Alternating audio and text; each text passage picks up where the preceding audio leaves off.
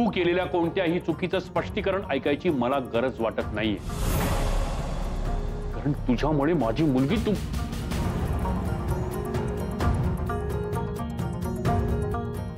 Yes sorry.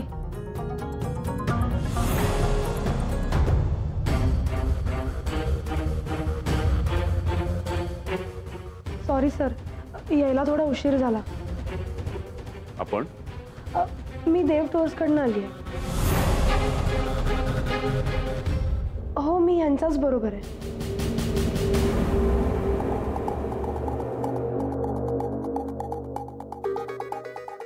हो sir, आम्ही देव tours कडून आलो.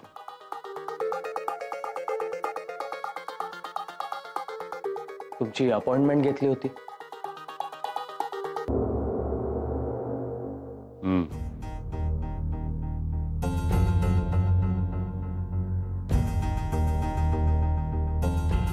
हे तुमचं घर नाही, माझं ऑफिस आहे. आणि इथे कधी बसायचं हे मी सांगणार.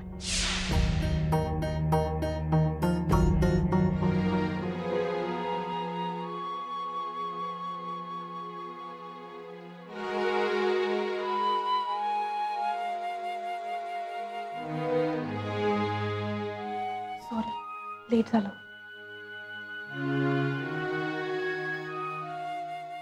Thank you sir.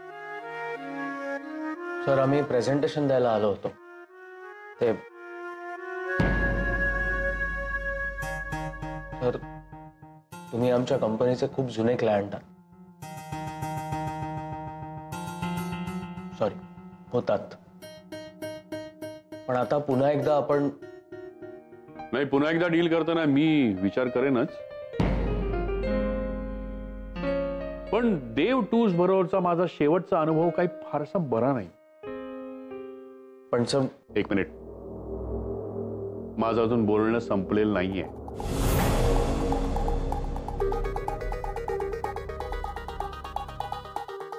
हा, जोपर्यंत देव मॅडम बघत होत्या ना तोपर्यंत सगळं व्यवस्थित होतं. नंतर सगळं बिनसलं. कमिटमेंट्स पाळल्या जात नाहीत, ऑफर्स वेळेवर कन्वे होत नाहीत, अशी अनेक कारण आहेत. पण सगळ्यात मुख्य कारण आत्ता माझ्या लक्षात येते. ही जनरेशन ज्यांच्या हातामध्ये आता सूत्र आहेत ना, ही जनरेशन युजलेस आहे. ती फक्त स्वप्न बघू शकते. हा, ती स्वप्न पूर्ण करण्यासाठी काही शॉर्टकट्सही वापरू शकते. पण शेवटी कुवत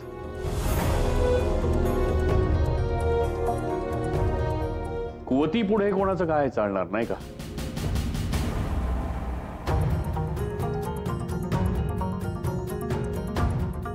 Am I right, Miss Jui?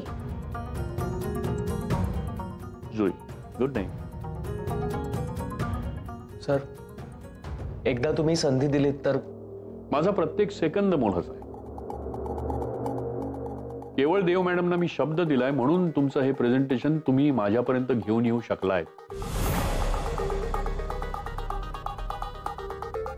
Sir, मग प्रेझेंटेशन बघता मला त्याची गरज वाटत नाहीये. म्हणजे तुम्हाला भेटल्यानंतर मला त्याची गरज वाटत नाही.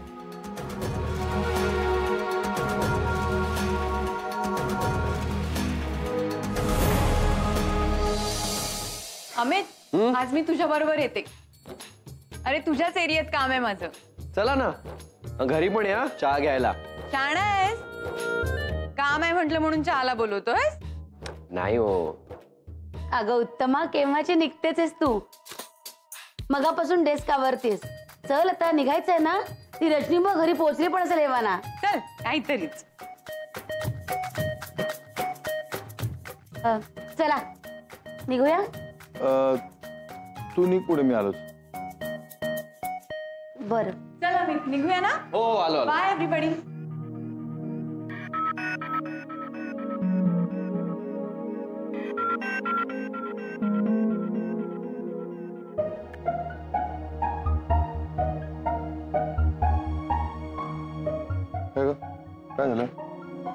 कळलं का मीटिंग बद्दल?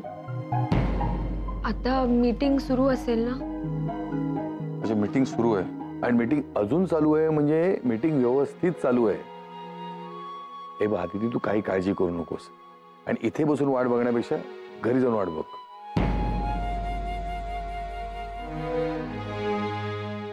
मी पप्पांना चांगलंच ओळखते. मीटिंग इतका वेळ चाललीये म्हणजे काळजीचंच कारण आहे. हे बघ आदिती, तू अजून काळजी देस. उठ उठ, चल घरी चल. चल चल चल, उठ उठ. काका तू निघ, उठ, चल चल चल चल. तर तुमच्या काही कंप्लेंट्स असतील तर आपण त्यावर सोल्युशन काढायचा प्रयत्न करू शकतो. नाही, तुम्ही प्रयत्न नक्की करू शकता, पण मला वाटत नाही काही सोल्युशन निघेल असं. सर, आम्ही आमच्याकडून पूर्ण प्रयत्न करू. If I may ask and if you don't mind, of course, तुमचं डेझिग्नेशन कळू शकेल मला?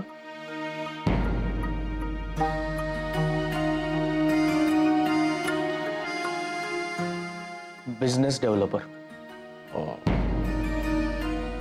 म्हणजे पगार साधारण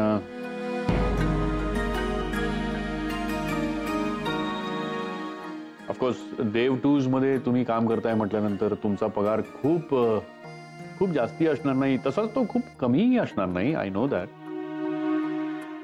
पण तुम्हाला माहितीये, आमच्या कंपनीमध्ये काम करणाऱ्या क्लरिकल स्टाफला सुद्धा खूप चांगला पगार आहे. हो सर, मी खूप ऐकलंय तुमच्या कंपनीबद्दल. सर, देव टूर्स मध्येही तसा कमी पगार नाहीये आणि कमी जास्त पगारापेक्षा सर त्यात सॅटिस्फॅक्शन आहे. Nice word, satisfaction. पण ते मिळवण्यासाठी पैसा हवाच ना. म्हणजे सगळ्या गरजा पूर्ण झाल्या की मग मिळतं ते सॅटिस्फॅक्शन. पण जवळ पैसा नसला की मग माणसांना मी समाधान, शांती, सचोटी अशा विषयांवरती गप्पा मारताना ऐकलंय खूप वेळा.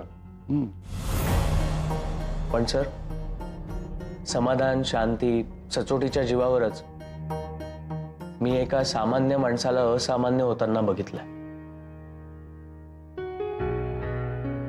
खूप मोठं व्यक्तिमत्व आहे सर ते, आणि मला त्यांच्याबद्दल खूप आदर आहे. पण ती उंची गाठायला नुसती स्वप्न बघून नाही चालत. मी जुई तुम्हाला सांगतो, आमच्या कंपनीचा नॉर्मल एम्प्लॉय सुद्धा 4 व्हीलर घेऊन येतो.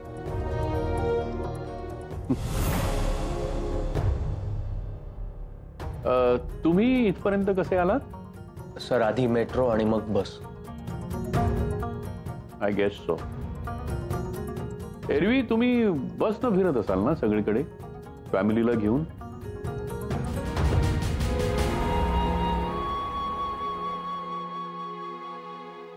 नाही, बरी पडते बस. ट्रेन सुद्धा, म्हणजे फायनान्शियली. पण एखाद्या दिवशी सकाळी पेपरमध्ये तिकिटाचा दर वाढला असं वाचल्यावर टेन्शन मध्ये जात असेल नाही दिवस? काय करणार हो? नाही, महिन्याच्या पगारामध्ये ही सगळी गणितं जुळवायला लागतात नाही का?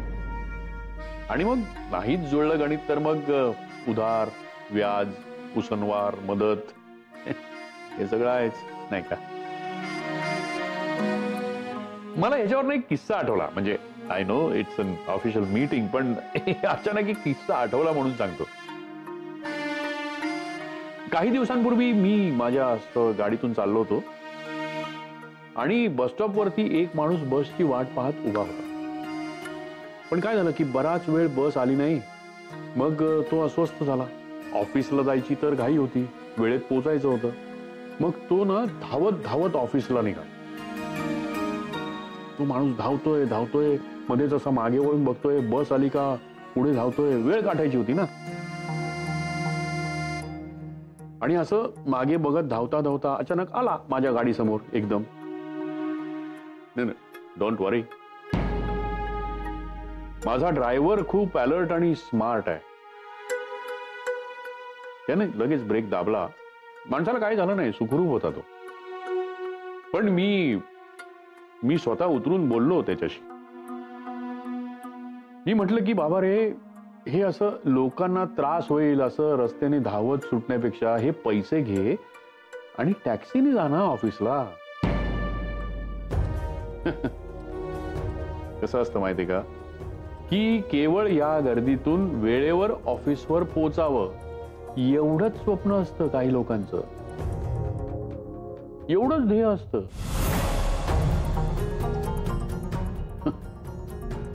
मी त्या माणसाला पैसे दिले, म्हटलं जा टॅक्सीने. मला माहितीये तो माणूस टॅक्सीने जायला चक्क नाही म्हणाला. बरं, एवढ्यात मागून त्याची बस आली. तो बसमध्ये चढला आणि त्या गर्दीमध्ये मिसळून गेला. चेंज. स्ट्रेंज नाहीये सर, सवय झाली असेल त्याला त्या गर्दीची. घसबसलेली बस, घसबसलेली ट्रेन. आणि सर, या गर्दीत कोणाशी बोलावं असा प्रश्न कधीच येत नाही. कोणाशी ओळख काढून काहीही शेअर करता येतं. हा, पण त्या आलिशान गाडीतून प्रवास करणाऱ्या माणसाला तसं करता येत नाही.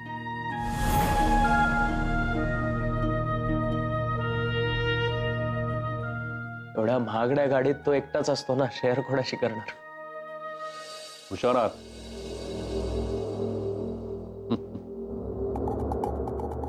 पण ही हुशारी दाखवताही आली पाहिजे नाही का.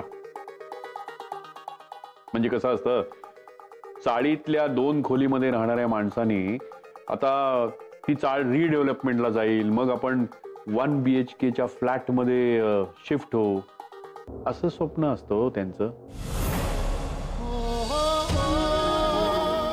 एवढाच एम असतो ह्या लोकांचा. काय म्हणू याला, लो एम. म्हणजे रस्त्यावरचं ट्रॅफिक बघून स्वतःची गाडी नको रे बाबा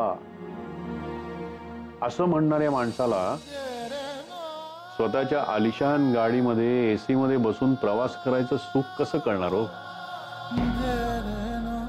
प्रोफेशन सोबत नात्याची मर्यादा ओलांडू नको, कारण समोर असणारा क्लायंट हे माझे पप्पा आहेत.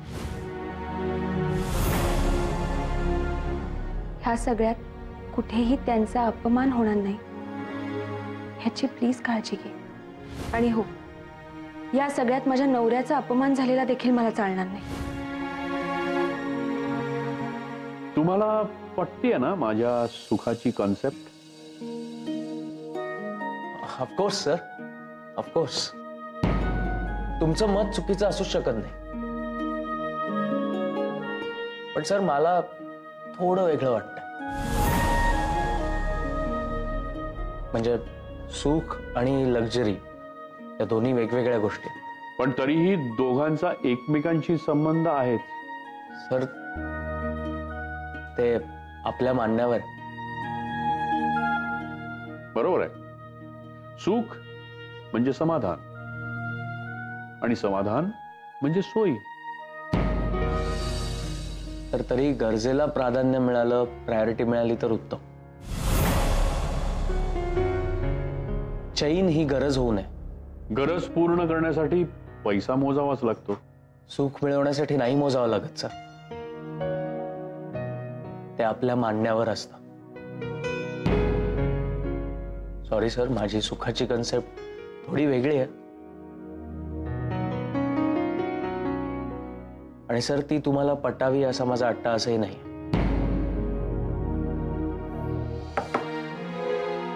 कम इन.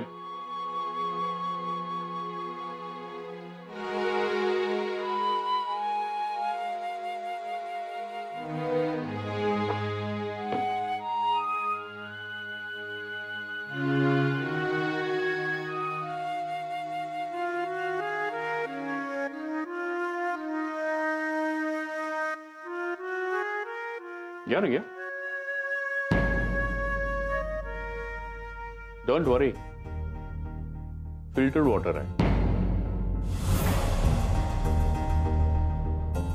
म्हणजे माझ्या कंपनीमध्ये आणि माझ्या घरामध्ये वॉटर फिल्टरेशनचा मी खूप मोठा प्लांट बसवून घेतलाय.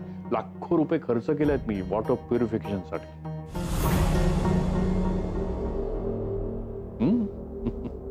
म्हणजे पाण्यातून कुठलेही जर्म्स घरात शिरू नये म्हणून. मिनरल वॉटर शिवाय कुठल्याही पाण्यानं तोंडही धुवायची नाही माझी मुलगी.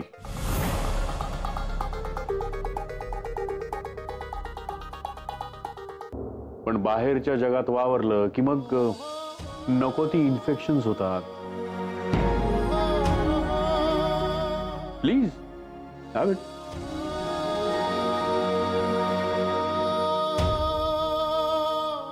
खूप महागडं पाणी आहे.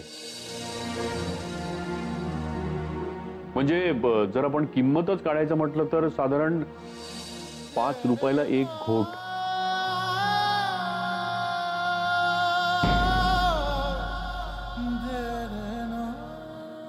आणि माझ्या ऑफिस मधला प्रत्येक एम्प्लॉई हेच पाणी पितो. आय नो, पाण्याची नुसती किंमत ऐकून घशाला कोरड पडली असेल ना.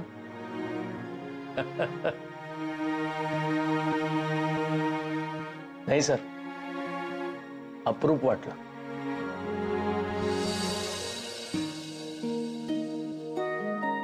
आज मला घरी गेल्यानंतर सांगता येईल आज मी जगातलं सगळ्यात महागडं पाणी प्यायलं म्हणून. पण सॉरी सर, आठवलं म्हणून सांगतो.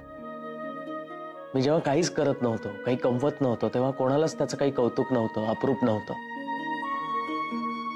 पण मला कमी पगाराची का होईना जेव्हा नोकरी लागली तर तेव्हा माझ्या अण्णांच्या डोळ्यात पाणी दाटलं होतं. आणि सर त्याची किंमत बहुधा बरीच असावी.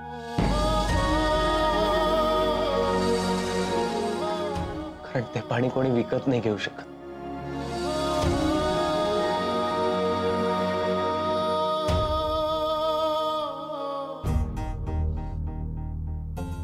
आय थिंक आपल्या मीटिंगची वेळ संपली आता.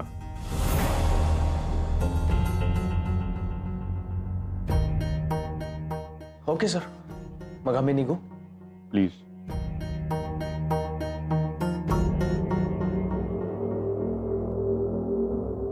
Thank you sir.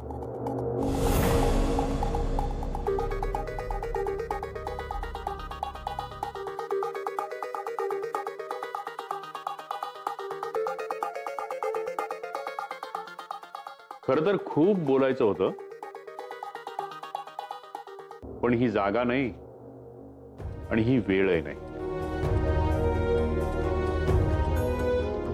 प्रत्येक माणसाला स्वतःची किंमत कळायलाच हवी.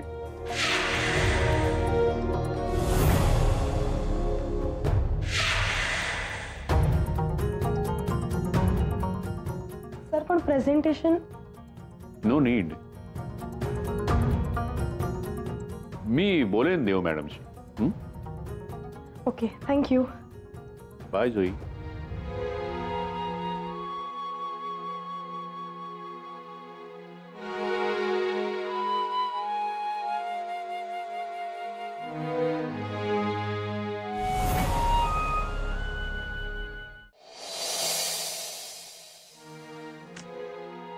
अजून आला कसा नाही हा? फोन पण नाही केला. अदिती, कधी आलीस ग? हे काय आत्ताच आले. बर तू फ्रेश हो, मी तुझ्यासाठी चहा करून आणते. नाही नको. स्वयंपाक झाला सगळा? फक्त पोळ्या बाकी आहेत. चला मी मदत करते. अगं आराम कर ग जरा. आत्ता कामावरनं आली आणि म्हणे लगेच मदत करते. जय नाही ना आला अजून? त्याची मीटिंग होती ना. हो ना, पण अजून आला नाही येतो. आणि फोनही केला नाही त्यांनी. येईल ग, काही काळजी करू नकोस. बरं काका कुठे आहेत? त्यांचं काही विचारू नकोस बाई. बसलेत लॅपटॉप घेऊन मित्रांना शोधत चॅटिंग करत. 7-8 मित्र मिळायचेत अजून. तेवढे मिळाले की मग सगळा वर्ग मिळून भेटणार आहेत. वा, क्या वर्षांनंतर गेट टुगेदर. खरंच मज्जा आहे ना. अरे काकू, ती भेटली का कुमू दिली? शोध चालू आहे अजून. मला मिस्टर दाभोळकरांचा ॲटिट्यूड खूप आवडला. कसली पर्सनॅलिटी आहे ना त्यांची, कसला रुबाब आहे. आणि मला खूप ओपन माइंडेड वाटलेत ते. आणि सगळ्यात महत्वाचं म्हणजे तुझं प्रेझेंटेशन न बघताच ते तुझ्यावर इम्प्रेस झाले. कारण तुझ्या बोलण्यात ना त्यांना तुझं टॅलेंट दिसलं. खरंच जय, मला खूप प्राऊड फील होतं की आज तुझ्यासारख्या टॅलेंटेड माणसासोबत मला काम करायला मिळालं. कॉंग्रॅच्युलेशन्स जय. पहिलीच मीटिंग आणि तू ती सक्सेसफुल केलीस.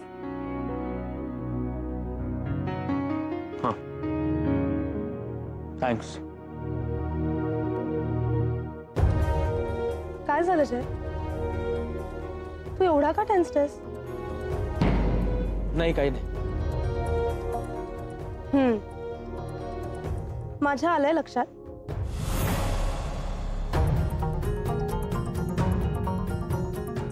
आज दाभोळकर तुला जे काही बोलले ते न कळण्या इतपत मी मूर्ख नाही. त्यांच्या बोलण्याचा अर्थ कळलाय मला.